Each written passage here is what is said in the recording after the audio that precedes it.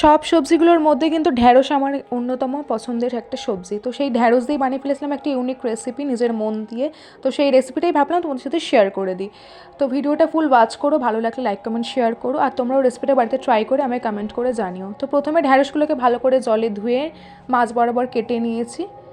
তারপরে পেঁয়াজটার খোলাটা ছাড়িয়ে এরকম পাপড়িগুলো বার করে নিয়েছি। তারপর তেলে ঢ্যাঁড়স আর পেঁয়াজটাকে নুন হলুদ দিয়ে একটু ভাজা মতন করে তুলে রাখলাম। তারপরে আবার সেম প্যানে কিছুটা জিরে আর তার সাথে কুচিয়ে রাখা পেঁয়াজ, লঙ্কা আর আদা রসুন বাটা দিয়ে ভালো করে নাড়াচাড়া করে টমেটো কুচিটা দিয়ে দিলাম।